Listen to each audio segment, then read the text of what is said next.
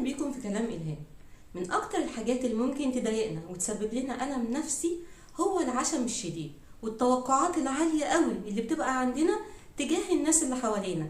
دايما متوقعين من اللي حوالينا يبقوا على طول تحت أمرنا أو ينفذوا لنا كل طلباتنا، وما عندناش فكرة خالص إن ممكن الناس دي تخذلنا في وقت من الأوقات. ودايما نقول إيه، لا لا لا، فلان ده أنا لو طلبت منه لبن العصفور هيجيبهولي، فلانة دي ده لو قلت لها هتيجي عين من عينيكي هتديها لي، لا يمكن، انا عارفه كويس جدا انا بتكلم عن مين.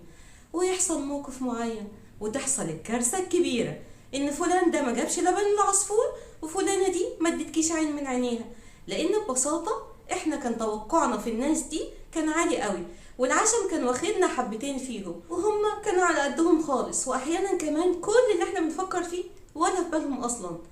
طيب احنا ليه بنتصرف بالشكل ده؟ ليه بياخدنا العشم قوي كده في الناس اللي حوالينا؟ ده لاسباب معينه.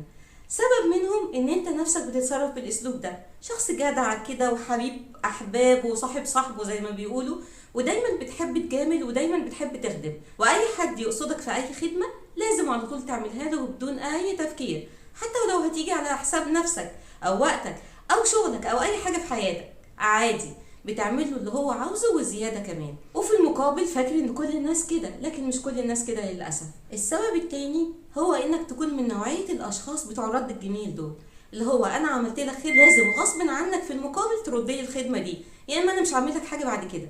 يعني الشخص ده ما بيكونش بيعمل الخدمه لوجه الله كده ومش مستني حاجه من اللي حواليه، لا هو بيعملها بشروط، انا هخدمك وانت تخدمني. فبالتالي لما الشخص اللي قدامه ما يردلوش الخدمه دي بأي سبب من الأسباب بقى، ما يقدرش يعملها فوق إمكانياته أي حاجة، تلاقيه على طول يبتدي يقول شايفين الناس وحشة إزاي، أنا عملت معاهم كذا وكذا لكن هما ما ردوليش الجميل، لأن هو دايما متوقع من اللي قدامه إنه يردله الجميل. هل دي حاجة وحشة؟ لا مش حاجة وحشة، هو يعني ممكن يكون طبيعي إن أنا بعمل خدمة لحد، يعني الطبيعي إن هو بيعمل لي خدمة في المقابل، بس ما يكونش ده الشرط الأساسي اللي أنا بقول عشانه إن أنا هعمل لفلان ده خدمة. لا، احنا نعمل الخير ونرميه البحر ونبقاش مستنيين من اللي حوالينا ان هم يردوا لنا الخير اللي احنا بنعمله ده، كده هنعيش مرتاحين. هتعيش مرتاح لو خفضت سقف توقعاتك في الناس شوية وبطلت قصة العشم في الناس دي، وخليك عارف ان اي حاجة بتعملها ممكن هتترد لك فعلا وبصورة احلى كتير من اللي انت عملتها، لكن من غير ما تكون انت مستني ده هتجيلك كده من اي باب ربنا هيفتحهولك.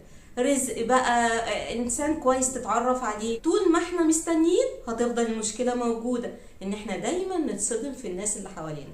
واتمنى اكون فدتكم، والكلام اللي انا قلته دلوقتي ده ساعد اي حد فيكم اللي هو يفهم شويه في طبيعه البشر، وان كل الناس مش زي بعض، وان في افراد مختلفين عننا، وان الشخص اللي ما بيردلناش الخدمه ده مش شرط ان هو يكون انسان مش كويس، لكن ممكن يكون هو ده مش تكوينه، مش زيكم مثلا ان انتوا ناس خدومين كده وبتحبوا تعملوا كل حاجه للناس. ممكن ده ما يكونش في تكوينه ولا في طبيعته، او يمكن يكون شخص شرير بياخد بس لكن ما بيحبش يدي. سواء كده او كده خلينا احنا نمشي بطبيعتنا ونعمل للناس خدمات وبدون مقابل. واستناكم الحلقه الجايه.